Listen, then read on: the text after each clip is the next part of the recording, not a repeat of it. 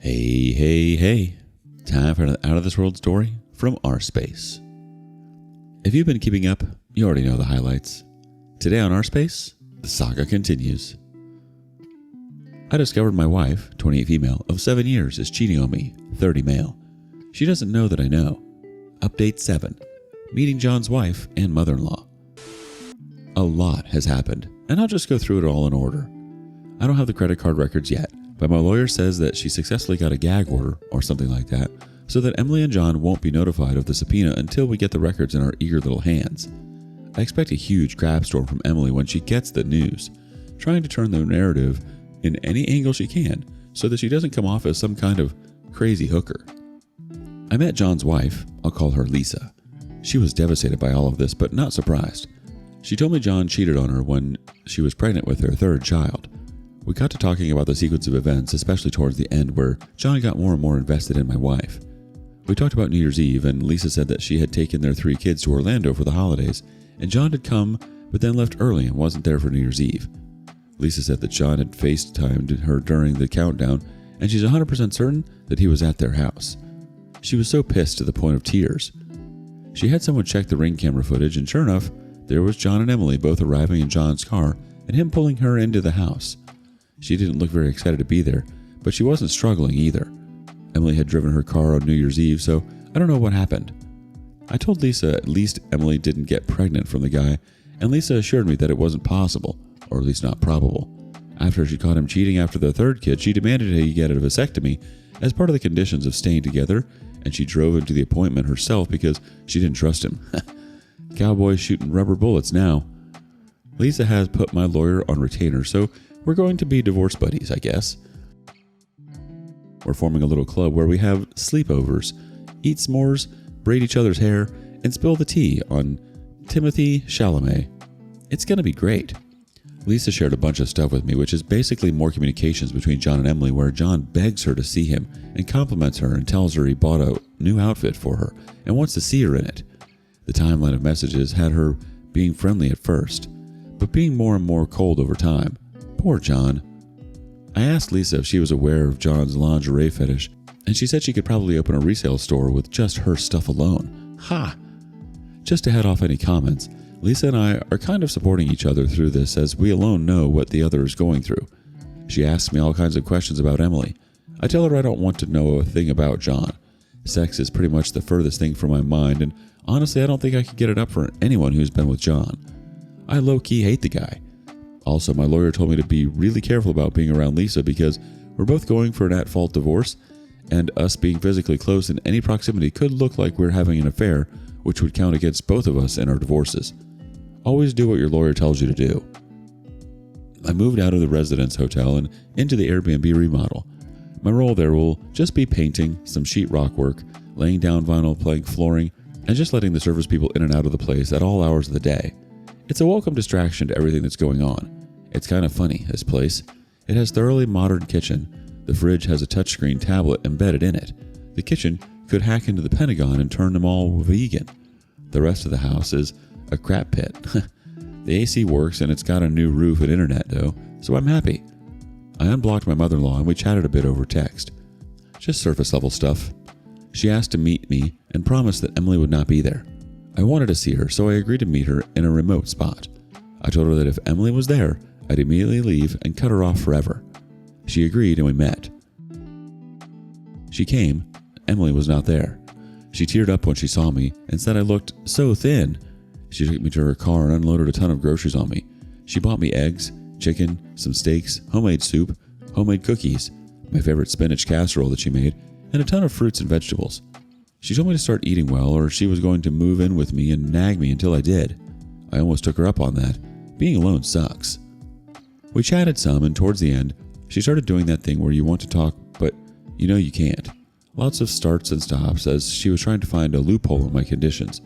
I felt sorry for her, so I told her we could talk about one thing. I know, I shouldn't have caved, but that's the reason I ghosted Emily.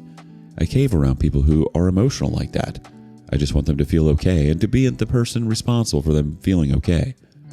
The loophole she invoked was that she didn't want to talk about Emily. She wanted to talk about reconciliation. I told her what I wrote in these posts and comments. My marriage to Emily is over.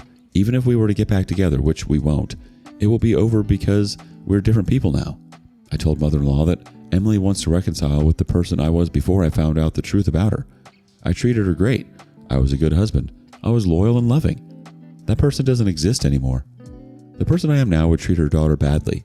I would probably lash out verbally abusing her all the time. I would be miserable thinking about what she's doing every time she walks out the front door, and I'd make her daughter miserable too. Emily would no longer love me because I'd be this sad, miserable shadow of who I was. I wouldn't be the guy she fell in love with. I'm different now. Emily might say that she loves me, but anyone can say anything. All I have to go by are her actions, and her actions tell me she's only sorry she got caught. She is not taking accountability for her willingly destroying our marriage. There's no possible magical phrase she can say that will make me okay with what she did. I can't forget about it. I told mother-in-law. I have evidence that she's not privy to that will back up my claims that Emily knew what she was doing, and she's not a victim in this. Mother-in-law was very interested in seeing it, and I told her she will when my lawyer says it's okay. I mentioned what I've said before about Emily being with John and then coming home and kissing me without brushing her disgusting mouth first. I think that hit home. Mother-in-law looked mortified. Mother-in-law talked about therapy for us both individually and together and said that she'd pay for it. She said that she'd been reading online about reconciliation and that it's possible. I told her I read about it too, and the stories that stand out to me are the ones where the person who cheated was remorseful and did the work, but after a number of years pass, cheats again and is not remorseful and leaves the cheated on person who took them back for the affair partner. Only now there are kids involved. The most successful reconciliations I've heard of are with two people who don't fully trust each other and never will. I would either be the suicidal sucker or a loving husband who has cruel emotional outbursts and PTSD moments. I asked her if she would want to live like this. She agreed she wouldn't. I told her that Emily is not telling her the whole story and that I have evidence that this was a willing ongoing affair and not sexual assault or coercion or grooming. I told her to get Emily into therapy so that she could maybe try to fix whatever inside her caused her to do this terrible thing. That if she were able to fix that about herself and be loyal, that she'd make a great partner. She's only 28. She's very beautiful. She has no kids and a successful business. I told her there were probably hordes of guys waiting to marry and have kids with Emily, and that mother-in-law could still count on having grandkids, but just not from me. She said she wished I would think about it, and I told her I've already gone over every possible future Emily and I have in my spare time, and I just can't do it. Emily betrayed me. I told Emily's mom that she needed to either get a lawyer for Emily or to get Emily to sign whatever offer my lawyer puts in front of her. I was kind of hoping for a default judgment, but I think I'll have no such luck. Emily's family will probably get her a lawyer, and then crap Hurricane Emily will blow through my life for a bit until we're finally done with this. Divorce is a flaming hellscape we all crawl through alone. I have no kids with her, thank God, so I'll be able to make a clean break of it when this is all done. I'll never be able to effing forget this crap though. It's always going to be a part of me, and that sucks. It effing sucks that a person can mark another person so heavily that they are always scarred by it. Maybe it's a healthy thing that I'm more distrustful, standoffish, and skeptical about people now, but I can't help but think that my being changed like this would have really upset my mom. It's probably a good thing she didn't live to see this version of me. Let's go to the community for a reaction or two. First up, did you get any insight on the version of events that was given to your mother-in-law? When given one subject to talk about, she instantly went to reconciliation. But anyone who's been given the list of facts that you provided here would know that is absolutely impossible. So is your mother-in-law under a different impression of what happened, such as believing Emily was coerced or unwilling and or that it was such a short affair than it was?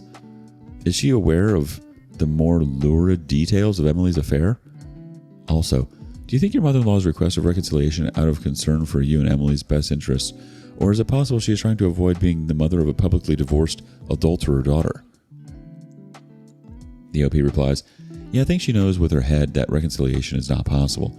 It's just that she has to come to that realization in her gut, and I think that's going to come later. Stages of grief.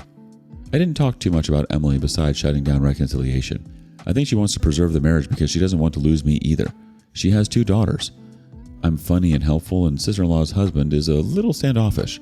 So I think she does think of me as a son, especially since my mom died. I did a lot of handyman work and computer maintenance for them, so I think she'll miss that too. Next person says, how well did your mother-in-law know your mom? If they were close or friends, she may feel obligated to protect you on behalf of your mom. even potentially from her own daughter once she learns about more of her daughter's actions and motivations. The OP replies, they got to know each other when it became apparent that Emily and I were serious about each other. They weren't best friends, but they were friendly. I think my mom was too geeky for her. My mom liked reading and sci-fi and fantasy, and Emily's mom is a crazy plant lady, so they didn't have a lot in common. I helped her plant her vegetables and herb garden, and she was really appreciative of that. Emily's dad was appreciative of the help digging the soil. I think she's really disappointed that the golden child turned out to be brass, but she still loves Emily, and she should. They're not going to throw her out on the street for being a hussy or anything, but I do think their relationship is going to change in a big way. One more quick quip. Does John know that Emily accused him of having coerced her?